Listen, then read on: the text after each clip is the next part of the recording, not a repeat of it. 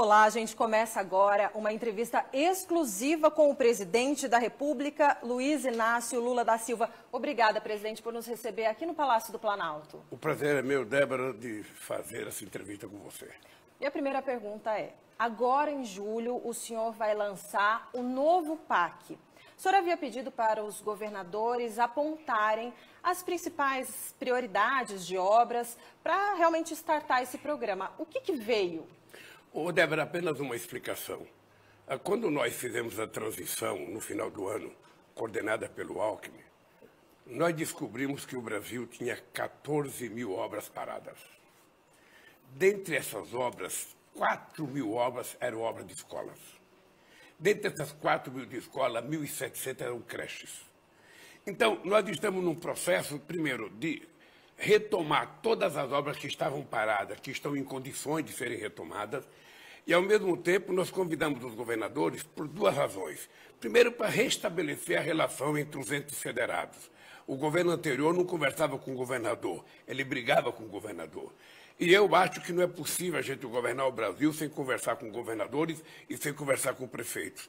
Então, o que nós fizemos no mês de janeiro? Nós convidamos os 27 governadores e pedimos para eles que nos apresentassem os projetos de obra de infraestrutura na área da saúde, na área da educação, na área da rodovia, ferrovia, aquilo que ele entendia que fosse principal para o seu Estado, para que a gente construísse um programa de desenvolvimento e, com isso, a gente construir PPP, a gente atrair investimento externo direto para o Brasil e a gente discutir tanto o dinheiro do orçamento quanto o financiamento via bancos públicos.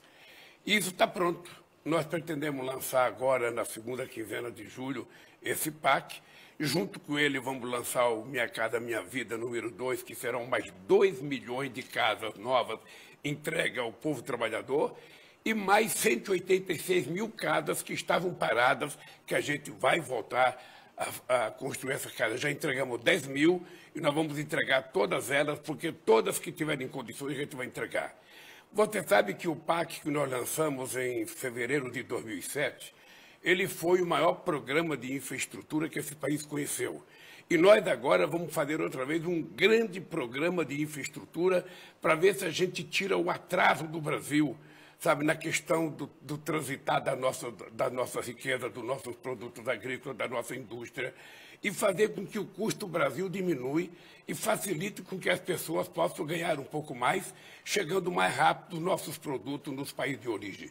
Esse PAC, eu acho que será uma coisa extremamente importante, porque com ele nós vamos, inclusive, colocar a questão da transição energética. Nós queremos fazer um grande programa de investimento em eólica, em biomassa, em solar, em hidrelétrica e, mais ainda, no hidrogênio verde, que é uma coisa que está ficando na moda agora, e nós estamos construindo parceria com vários países do mundo na produção de hidrogênio verde. Então, o PAC é isso. O PAC é o seguinte, o PAC é dizer, o Brasil está de volta, o crescimento econômico está de volta, o salário está de volta e a melhoria da qualidade de vida do povo está de volta. É isso. Já sabe quanto de dinheiro disponível, pelo menos para esses próximos 4 anos, enfim, para esse ano, para o ano que vem, vai ter para o PAC agora? Não, ainda, como o programa não foi me apresentado totalmente, eu ainda não tenho os números. Mas serão bilhões e bilhões de reais. Débora, você tem noção do que está acontecendo no Brasil? Durante 4 anos, o governo anterior investiu em obra de infraestrutura 21 bilhões em 4 anos. Só este ano, nós vamos investir 23 bilhões de reais. Ou seja, em 6 meses, nós fizemos mais investimento do que fizeram todo o ano passado. E o que isso faz acontecer? Na medida que o dinheiro começa a circular, na medida que o dinheiro começa a rodar na mão das pessoas, a gente começa a perceber que a economia vai crescendo, as pessoas vão ficando mais felizes, as pessoas vão tendo emprego, as pessoas vão tendo salário. E é esse Brasil que eu quero entregar em 2027 para o povo brasileiro.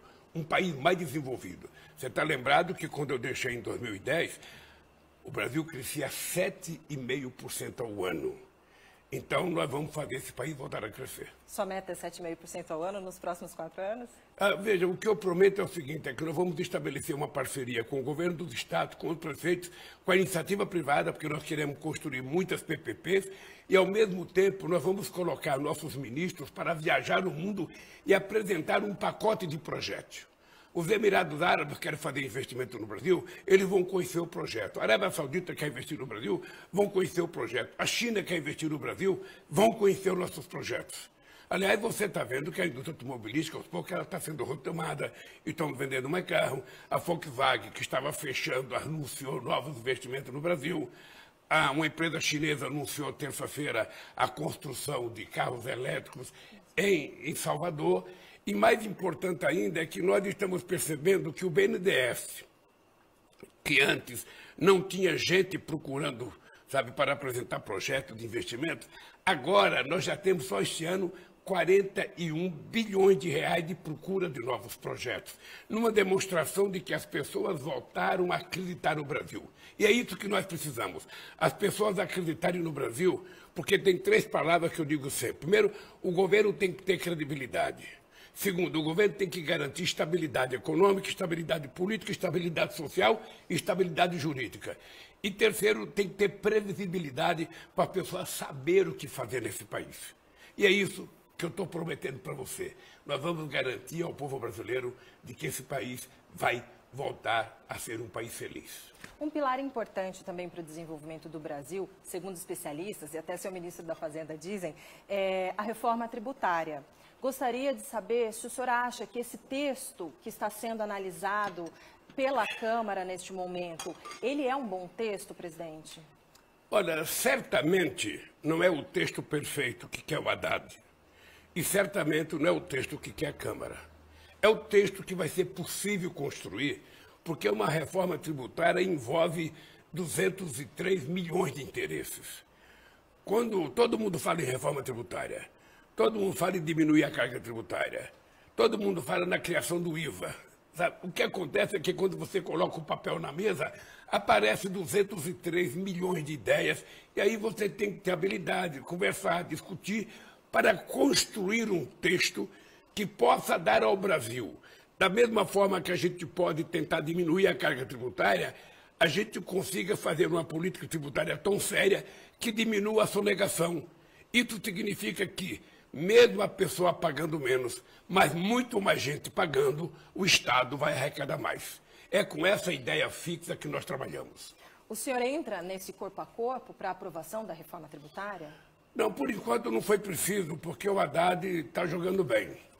Se o Haddad fosse jogador de futebol e tivesse a convocação da seleção agora, certamente ele seria convocado para a seleção, porque ele está jogando de uma forma extraordinária, tendo muita paciência, conversando com as pessoas, fazendo as negociações que têm que ser feitas, porque, na verdade, nós fizemos uma negociação com a Câmara para aprovar a PEC antes da gente tomar posse. É um fato inédito no mundo, um governo começar a governar antes de tomar posse. E nós começamos fazendo uma PEC para poder mexer no orçamento que desse para a gente trabalhar esse ano, porque não tinha orçamento. E o Haddad está fazendo um papel extraordinário. Eu acho que o Haddad vai ser uma extraordinária surpresa nesse país na área econômica. E, presidente, para essas aprovações e tantos outros projetos de interesse do governo e, consequentemente, do país, precisa do apoio do Congresso, obviamente, e há uma demonstração de interesse de partidos que a gente chama de centrão, mas de participar mais, de ajudar o governo a governar, participar dessa governança. Mudanças pontuais em ministérios, até para acomodar os interesses políticos, virão?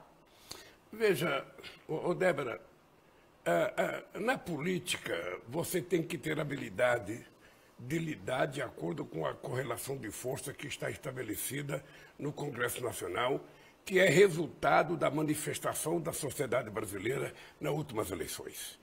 Não adianta você gostar ou não gostar do Congresso Nacional. O que você tem que lembrar é que no dia da eleição o povo votou nas pessoas que estão aí. O povo votou no Lula, o povo votou no senador, votou em deputado. Então é com essa gente que você tem que negociar. Não é com quem ficou de suplente ou com quem não se elegeu. Então você tem que negociar. Eu acho que nós não teremos problema. Você sabe, Débora, que eu não cuido do Centrão. Eu não costumo utilizar a palavra Centrão. Centrão é um apelido que se deu no momento histórico que eu estava como deputado na Constituinte, quando foi criado o Centrão, que era para evitar que a gente tivesse muitos avanços na área social. Mas eu costumo lidar com partidos.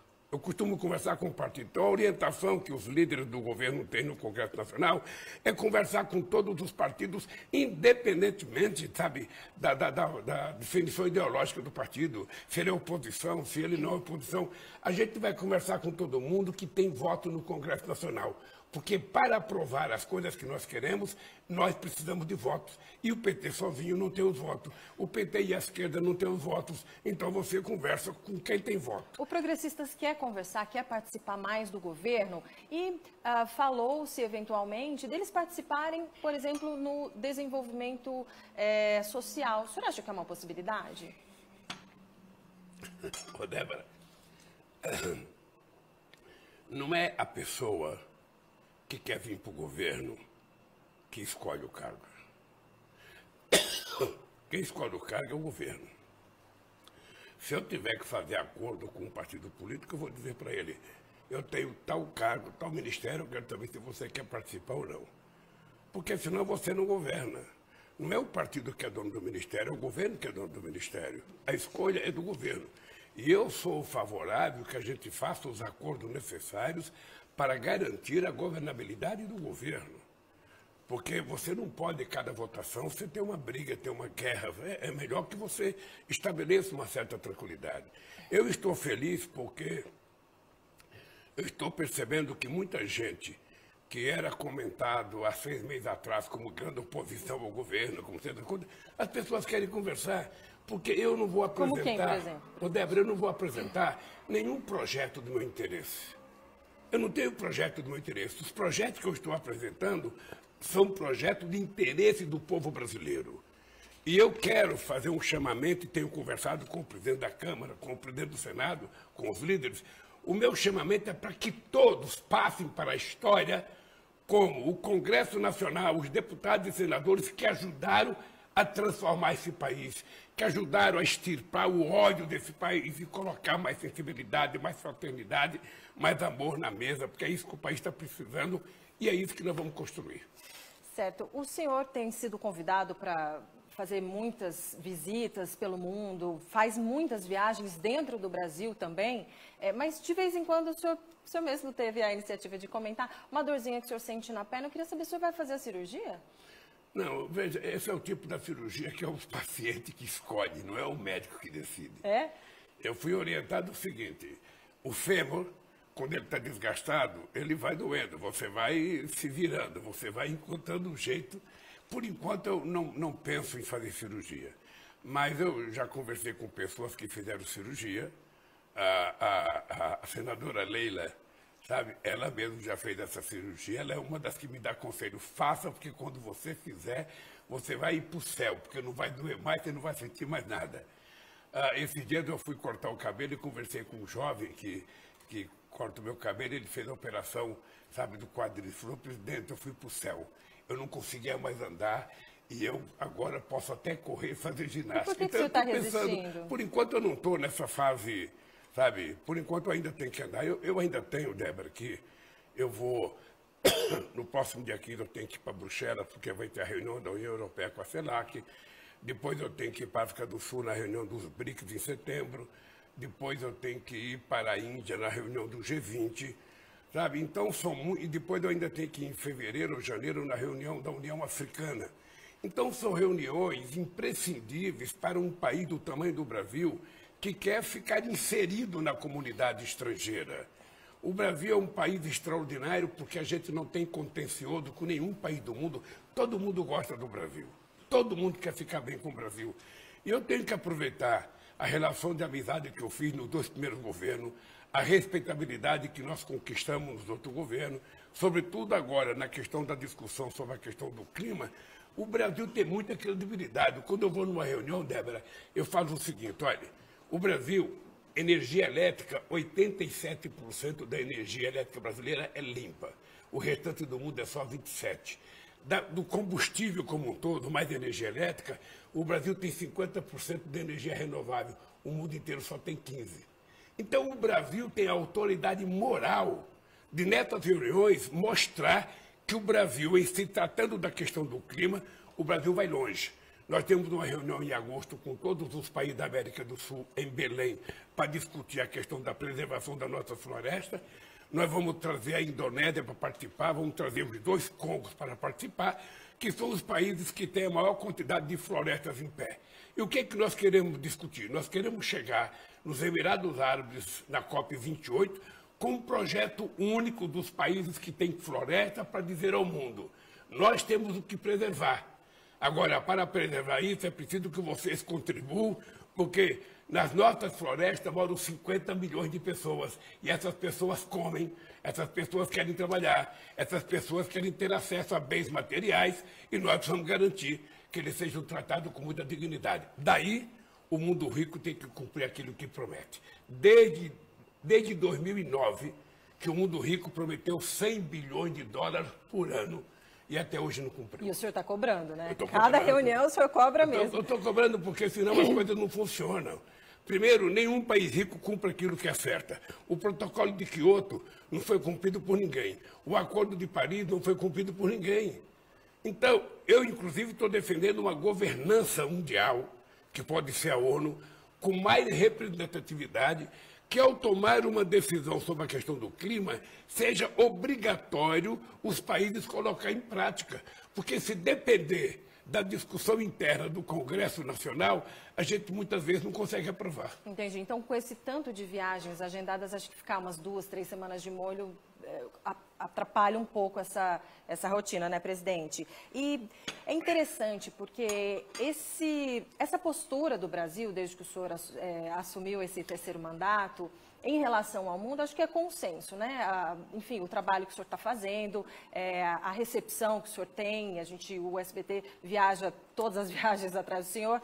Mas o senhor sabe que tem um assunto que acabou, nos últimos anos, aí, entrando em mesa de bar, almoço, de família, até que ninguém falava de política externa, que é negócio de Venezuela. Queria saber o seguinte, o senhor falou e deu uma confusão danada, que o senhor falou, a democracia às vezes é relativa. O que o senhor quis dizer com isso? É porque a democracia é uma em cada país, ou seja, a democracia no mundo, veja, por que o Assange está preso? Você poderia me explicar por que a imprensa que reclama tanto da falta de liberdade de imprensa, que clama tanto por liberdade, alguém pode me explicar por que o Assange está preso? Ele deveria ter recebido o Prêmio Nobel de Defesa Jornalística, porque ele fez uma denúncia dos Estados Unidos investigando os outros países. Inclusive a presidenta Dilma Rousseff foi investigada, inclusive a Angela Merkel, presidente da Alemanha, primeira-ministra da Alemanha. O Assange denunciou, ao invés de punir o jornal, punir o jornalista. Ou seja, então o que eu acho? Cada um de nós compreende a democracia do jeito que a gente quer ver. Aqui no Brasil eu vejo a democracia de um jeito. E eu a exerço, porque eu duvido que alguém exerça a democracia com mais plenitude do que eu. Nós vamos fazer conferências nacionais, todas que for necessárias. Eu já tinha feito 74 conferências nacionais para que o povo decida. Estou fazendo um PPA popular, ou seja, a Simone Tebet e o Márcio estão viajando o Brasil inteiro, são 27 assembleias populares para aprovar uma proposta de plano plurianual. Uma demonstração de que a gente não tem medo de democracia. O que eu acho é que cada país tem que decidir o seu destino. A democracia americana é uma. Né? A gente se esquece que a Hillary Clinton teve mais voto do que o Trump, mas ela perdeu as eleições. A gente se esquece que o Al Gore teve mais votos que o Bush e perdeu as eleições. Isso ninguém questiona. Ou seja, então o que eu acho é o seguinte, eu tenho o Brasil com 203 milhões de habitantes para me preocupar. Eu tenho 33 milhões de pessoas passando fome. Eu tenho milhões de pessoas desempregadas. Então eu não quero priorizar a Venezuela, eu quero priorizar o Brasil. A Venezuela é um problema dos venezuelanos, a Cuba é um problema dos cubanos, os americanos é um problema dos americanos. E o Brasil é um problema de nós brasileiros, e é isso que eu quero cuidar com muito carinho. Desenrola Brasil, presidente. Acho que ficou bem explicadinho quando vocês lançaram, né, essa questão do faixa 1 para o Desenrola. Dívidas até R$5.000, taxas de até R$1,99 mês de juros e renda até 2 salários mínimos. Tem uma outra faixa, que é a faixa 2, que vocês vão detalhar ainda mais. Queria saber se o senhor consegue detalhar alguma coisa para a gente. Na verdade, esse programa atrasou por conta de um aplicativo que tem que ser feito para a gente colocar em andamento. Me parece que foi a Bolsa de Valores que ficou de fazer o aplicativo, porque eu não sei, internamente acho que não houve condições de fazer. O que é grave, Débora, é que nós temos 72 milhões, de brasileiros devendo. E não são dívidas grandes, são dívidas pequenas, são pessoas que muitas vezes compraram alimento no cartão de crédito. São pessoas que devem a conta d'água, são pessoas que devem a conta de luz. Então, o que nós estamos tentando fazer é tentar encontrar a melhor fórmula possível para a gente legalizar outra vez a vida dessas pessoas e elas voltarem a ser cidadãos e cidadãs de primeira categoria, poder comprar outra vez uma coisinha fiado, para pagar em 5 meses, para pagar em 4 meses, que é o que todo mundo faz. Então, eu acho, veja, que nós estamos quase no ponto de fazer a apresentação do programa, nós estamos só aguardando um aplicativo que vai permitir a gente colocar em funcionamento o programa. Mas essa faixa 2, ela é para dívidas ou renda, eu não entendi direito lá na portaria, de até R$20.000. É dívidas ou é faixa de... Não, veja, depende. Veja, depende da dívida e depende por que as pessoas fizeram a dívida. Sim, sim. Crédito imobiliário, por exemplo, não entra, No primeiro momento, a gente vai pegar as pessoas menores, que são a grande maioria, são dívidas pequenas, até R$2.000, até R$5.000. É o tipo da pessoa que a dívida tem mais penduricalho do que dívida. É uma pessoa que gastou R$2.000, mas que entra juros, entra não sei das contas, vai para R$5.000. Essa pessoa não pode pagar. E não vai pagar se a gente não ajudar. Então, nós estamos, inclusive, criando um fundo garantidor para que a gente possa ser avalista dessas pessoas e a gente cobrir isso.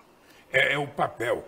Eu acho que a gente ainda vai ter que discutir um pouco mais, mas eu tenho fé em Deus que a gente possa apresentar isso no mais tardar, no mês de setembro, para a gente poder, apaziguar a mente do povo brasileiro que está devendo. O senhor lançou agora recentemente o Plano Safra, o empresarial, que é mais voltado ao agronegócio, e também o outro Plano Safra no outro dia para a agricultura familiar, para os pequenos produtores. O senhor acha que depois, com essas condições especiais de juros, os tipos de financiamento também, a postura do agronegócio melhorou em relação ao senhor? Eu não me preocupo com isso, Débora. Sinceramente, eu não me preocupo. O agronegócio nunca votou em mim. Nunca votou em 2002, nunca votou em 2006, nunca votou em 2010. Eu não estou preocupado com isso. Eu estou preocupado é que nós fizemos um plano agrícola, um plano safra, para atender aos interesses soberanos do país, que atinge o agronegócio. Foram 364 bilhões de reais, 27% maior do que o último, E eu nunca vou perguntar se o cara votou em mim, se o cara vai gostar de mim ou não vai gostar. O Plano Safra está aí para atender a agricultura brasileira. Da mesma forma, nós fizemos um plano de 71 bilhões para a pequena e média agricultura e agricultura familiar, que são responsáveis pela produção de parte dos alimentos que vai na mesa nossa, na sua, na minha e na mesa do agronegócio. Um cidadão que tem 20 mil alqueires de soja, ele não cria uma galinha caipira para ele comer, ele vai ter comprado um pequeno. Ele não cria um porquinho, ele vai comprar do pequeno. Então, o que nós queremos é que a agricultura esteja tranquila, produzindo, feliz, para que o Brasil possa continuar crescendo. Mais ainda que eu vou fazer, eu anunciei que esse negócio de invasão de terra vai acabar, porque nós vamos apresentar um projeto de propriedades improdutivas. Então, esse projeto de propriedade improdutiva, levantado pelo INCRA, levantado pelo Instituto de Terra de cada Estado, vai permitir que o governo tenha uma prateleira de projetos. Se alguém quiser trabalhar no campo, nós vamos dizer, está aqui, tem terra em tal estado, tem terra em tal cidade, vamos trabalhar. A partir de quando? Hein? A partir de quando o senhor acha que essa prateleira de projetos... Não, é porque tem que ser feito um levantamento pelo Instituto, ainda vai... O INCRA tem que preparar uma estrutura, conversar com os estados. Não tem importância que demore mais uns meses, mas o que é importante é que quando a gente anunciar, ele seja um projeto forte. E mais ainda, nós estamos fazendo um levantamento também, no patrimônio nacional para toda e qualquer propriedade, sabe? Ou seja, próprio público, que esteja sendo utilizado, que esteja invadido, que esteja com barraco, nós vamos distribuir isso para o povo, vamos dar escritura definitiva para o povo. É preciso que o governo não fique guardando imóveis para juntar barata, rato nas grandes cidades. Se tiver prédio em condições de recuperar para fazer habitação, a gente vai fazer habitação popular, porque nós queremos, de uma vez por todas, acabar com o déficit habitacional desse país. Presidente, inelegibilidade do Bolsonaro, como o senhor avalia essa decisão judicial? Olha, eu não discuto decisão do judiciário. O ex-presidente, ele vai ter muitos processos. Ele sabe que ele vai ter muitos processos, porque ele sabe que ele provocou muitos processos. Esse país, desde a proclamação da República, nunca teve alguém tão insano exercendo o cargo de presidente. Nunca teve alguém tão insano, alguém de muita irresponsabilidade. Então, os processos vão aparecendo agora. Sabe? Eu não julgo, porque tomou uma decisão, ele tem direito de recorrer. Sabe? Mas distensiona o governo, até a maneira de governar? Não, a mim não me preocupa. A mim não me preocupa. Sabe? Isso é um problema da justiça com o ex-presidente, ele que contrata os seus advogados, ele que se defenda. E vamos seguir. A minha preocupação não é com os processos do Bolsonaro, a minha preocupação é com meus compromissos com o povo brasileiro prometido durante a campanha. E eu quero cumprir cada um deles, porque eu aprendi com a minha mãe de que a gente tem que falar olhando no olho da pessoa, porque a verdade não está na boca, a verdade está nos olhos. E eu quero que as pessoas saibam que nós vamos tirar esse país do miserê em que nós encontramos eles e fazer esse país voltar a ser feliz. O senhor assumiu há 6 meses e, não sei se o senhor já sabe, mas muita gente fica questionando se o senhor não vai mesmo concorrer à reeleição, como o senhor disse, e poderia ser uma possibilidade. O senhor disse que vai viver até 120 anos, daria tempo. Débora, se eu discutisse isso, seria irresponsabilidade. Esses dias eu fui a Hiroshima e encontrei com o presidente Biden, e eu perguntei para o Biden se era verdade que ele ia concorrer. Ele falou, vou. Eu falei, isso é um estímulo, isso é um estímulo. Eu sou mais novo do que ele. Mas veja, se a gente fosse discutir isso agora, seria irresponsabilidade. Eu estou no começo do mandato. Eu tenho 3 anos e meio pela frente, então eu tenho que trabalhar.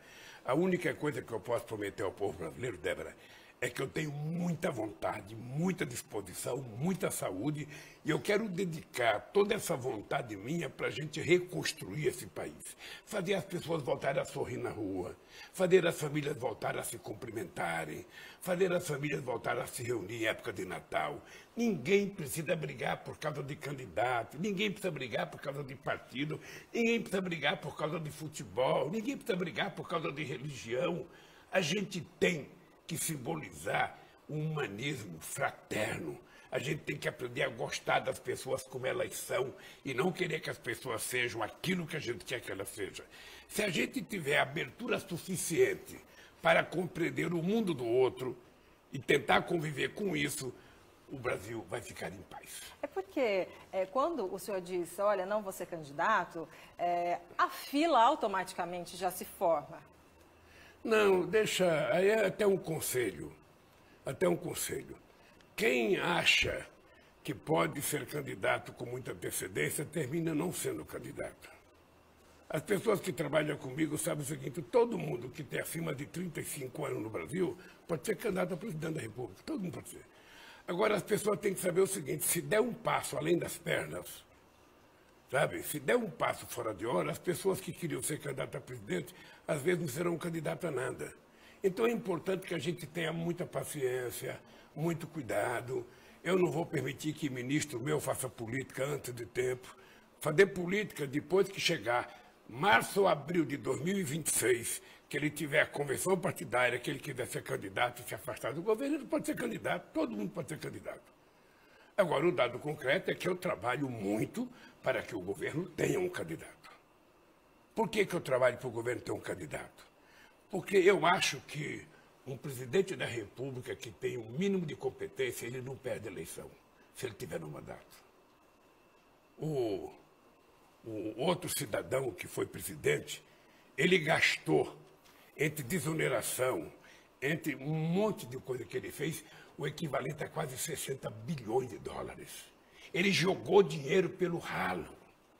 Ele jogou dinheiro, ele distribuiu dinheiro para motorista de táxi, para motorista de caminhão, para quem não tinha direito. Sabe? Ele fez a farra do boi, crédito para quem não pode pagar. Então, nós não vamos fazer isso. O nosso símbolo é seriedade. É seriedade. Nós queremos fazer com que esse país reconquiste a credibilidade internacional, a credibilidade nacional. E na hora que as coisas estiverem andando bem, como eu acho que já começaram a andar, a inflação está caindo, o preço do alimento está caindo, a carne está caindo, a picanha daqui a pouco já vai ter, sabe, na mesa do trabalhador, sabe, a verdura está caindo, as coisas estão acontecendo aos poucos e a gente não precisa ter pressa. Sabe, a democracia e a governança é como uma planta. Você plantou, ela tem o tempo de crescer, você tem que irrigar para ela poder crescer forte. Esse é o meu papel nesse instante. É fazer o Brasil voltar a ficar forte. É fazer o Brasil gerar emprego. É fazer o Brasil pagar salário. É fazer o Brasil respeitar a dignidade do ser humano. Presidente, eu preciso encerrar, que foi o combinado com a sua assessoria, mas eu não posso sair sem te perguntar o que o senhor achou do Diniz na seleção. Olha, você sabe que eu sou fã do Diniz. Gosta desse futebol diferente? Sabe o que eu gosto? Eu gosto da criatividade do Diniz. Eu gosto da personalidade do Diniz. Sabe, eu acho que é uma chance boa e eu acho que ele vai aproveitar bem. O problema não é o Diniz, o problema é que a gente não tem hoje a qualidade dos jogadores que a gente já teve em outras épocas. Nós estamos numa entre-safra não muito boa, né? A molecada sai do Brasil com 16 anos, 17 anos, 18 anos e só volta com 36, 37, 38. Ou seja, nós apresentamos um trabalhador no ápice e o contratamos aposentado. Eu não sei se o Diniz vai conseguir montar uma boa seleção. Ele tem personalidade, ele tem criatividade e ele tem comando do vestiário. Em futebol, o técnico tem que comandar o vestiário, porque é no vestiário que acontecem as brigas, as discussões, as desavenças. Eu acho que o Diniz terá competência para isso. E o Ancelotti depois treinando a seleção para a Copa? Olha, eu gosto do Ancelotti, mas é o seguinte, ele nunca foi técnico da Itália. Eu acho que se ele fosse resolver o problema do Brasil, por que ele não resolve o problema da Itália, que não foi nem disputar a última Copa do Mundo? É muito fácil. O Real Madrid não é seleção. É que é muito fácil de dirigir um time na Europa com 11 jogadores de seleção. Duro é chegar aqui e pegar o Corinthians e dirigir o Corinthians. Eu quero ver se o Lancelotti dá de um jeito no Corinthians aqui hoje. Meu Corinthians está muito sofrido. O Luan devia rescindir? O Luan devia rescindir? Acho que faz tempo que esse moleque parou de jogar bola. Ele não quer jogar. Ele deixou de ser profissional. O Corinthians não pode continuar pagando 900 mil reais para ele, ou até mais do que isso, para ele, sabe? Eu acho que era melhor que ele tomasse uma decisão na vida dele e saísse, e fosse procurar outro caminho. Presidente, muito obrigada por essa entrevista. Eu espero o senhor numa próxima oportunidade. Obrigado, Débora, e até outra oportunidade. E obrigada a você. Até mais.